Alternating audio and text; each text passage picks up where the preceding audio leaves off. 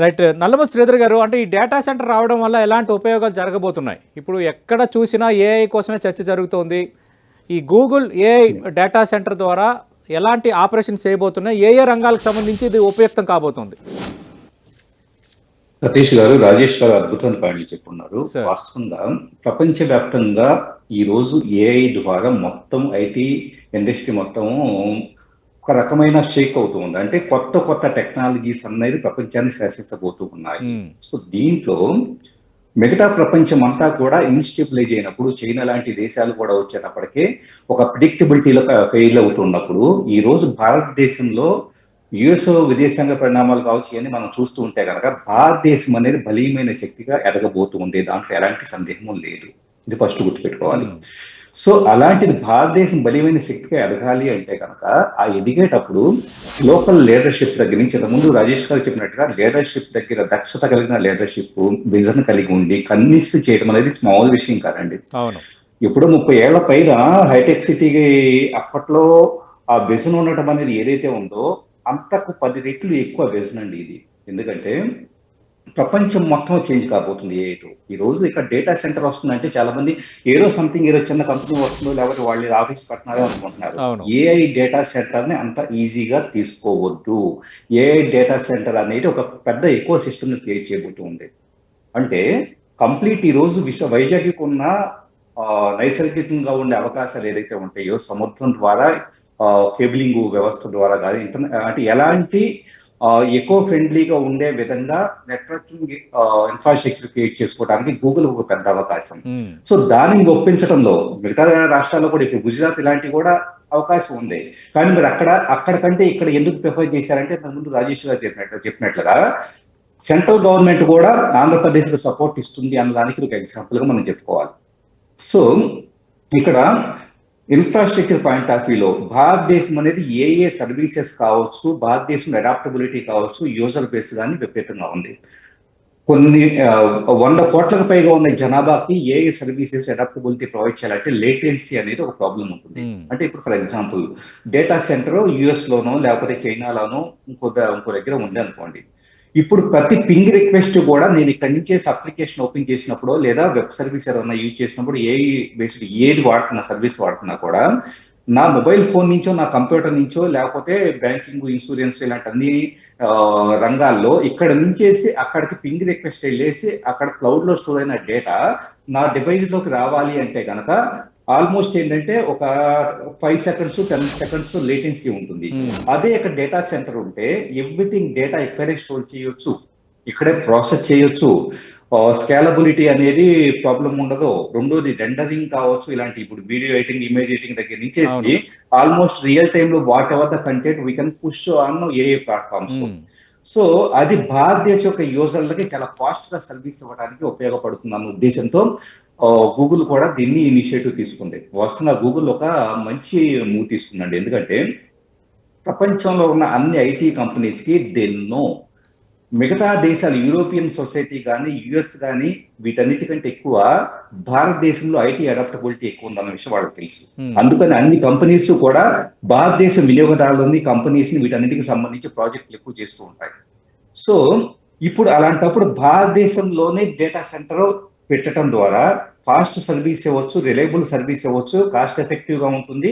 At the same time వచ్చేటప్పటికి వినియోగదారులకు కూడా నా ఓన్ కంట్రీలో గూగుల్ ఆపరేట్ చేస్తుందని చెప్పేసి ఎమోషనల్ బాండింగ్ ఉంటుంది.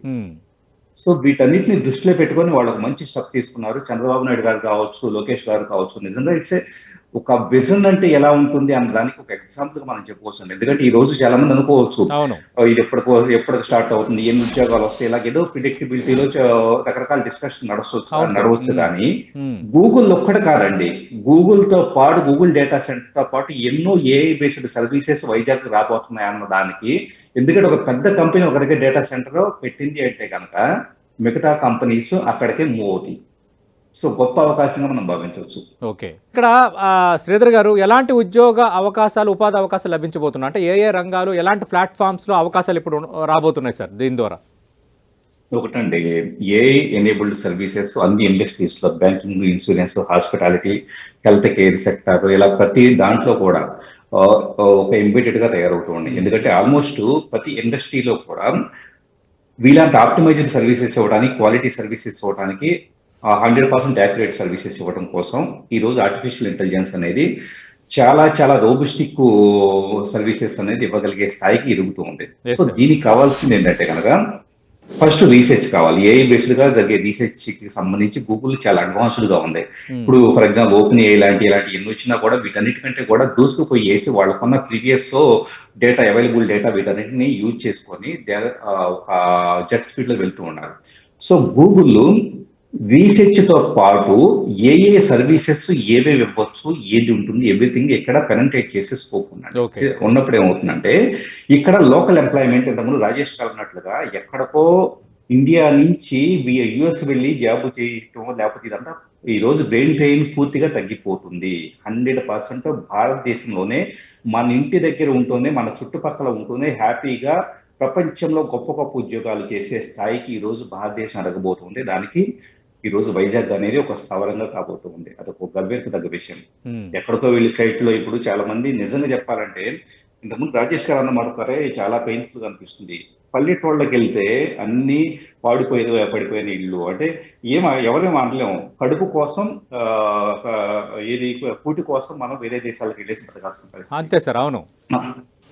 సో అలాంటిది ప్రపంచంలో ట్రంప్ విధానాలు కావచ్చు, ఇంకా రకరకాలుగా జరుగుతున్న పరిణామాలన్నీ చూస్తే కనుక భారతదేశం అనేది ఇక్కడ ఉండే మ్యాన్ పవర్ కానీ, కష్టపడే తత్వం కానీ, లెర్నింగ్ కర్వ్ కానీ, ప్లస్ ఐటీ రంగంలో మనకుండే డామినెన్స్ కానీ, సో ఇవంతా మనం చూస్తే కనుక ఈ రోజు భారతదేశంలో, ఆంధ్రప్రదేశ్ లో 100% ఈ జరుగుతున్న పరిణామాలన్నీ కూడా ఎక్కడికి వెళ్లాల్సిన పని లేదు. మనం ఇక్కడే గౌరవప్రదంగా మన ఇంటి దగ్గర ఉంటూనే, మన వాల్యూస్ పెంచుకుంటూనే ప్రపంచానికి ఒక ఐకాన్ గా నిలవచ్చు అని చెప్పేసి ప్రతి యువతరానికి అవకాశం లభించే పరిస్థితి ఉంది.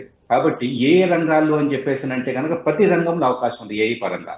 సో జరుగుతున్న డైనమిక్స్ ని చూస్తే, ఇండస్ట్రీ ట్రెండ్స్ ని గమనించుకుంటూ ఆపర్చునిటీస్ ఎలా పెరుగుతూ ఉన్నాయి, లాజికల్ థింగ్స్ చాలా వరకు తగ్గిపోతాయండి. లాజికల్ రీజనింగ్ ఇలాంటివి కాకుండా ఏఐ అడాప్టబిలిటీ ఎలా ఉంది అన్న దాని మీద ఇక్కడ ఉండే యువత ఎప్పటి నుంచి దృష్టి పెట్టడం మొదలు పెడితే, ఎక్కడో నార్త్ నుంచి మనం వైజాగ్ జనాన్ని తెచ్చుకోవాల్సిన పనిలా, ఎక్కడో ఇండియా వేరే ప్రాంతాల నుంచి తెచ్చుకోవాల్సిన పనిలా, మన భారతదేశంలో, మన ఆంధ్రప్రదేశ్ లో ఉన్న యువతే ఇక్కడ గూగుల్ లాంటి సంస్థలో, రేపు రాబోయే సంస్థలో ఉద్యోగాలు పొందే అవకాశం అనేది ఉంటుంది.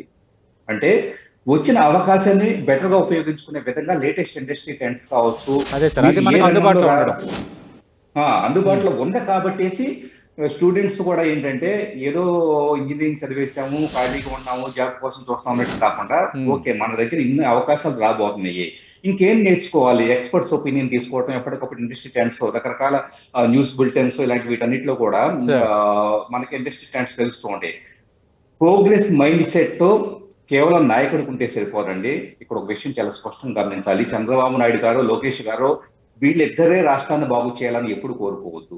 ఒక ప్రజలుగా వచ్చిన అవకాశాన్ని మనం ఎలా ఉపయోగించుకోవాలో కూడా గ్రోత్ మైండ్ సెట్ మనం అడాప్ట్ చేసుకోగలిగితే కనుక ప్రపంచ పటంలో ఆంధ్రప్రదేశ్ ఇక దీన్ని మించింది లేదు. ఒక జపాన్ గుర్తు చేసుకున్నట్లుగా మన ఆంధ్రప్రదేశ్ గుర్తు పెట్టుకునే పరిస్థితి వచ్చిన ఆశ్చర్యపోవాల్సిన పని లేదు. Right sir.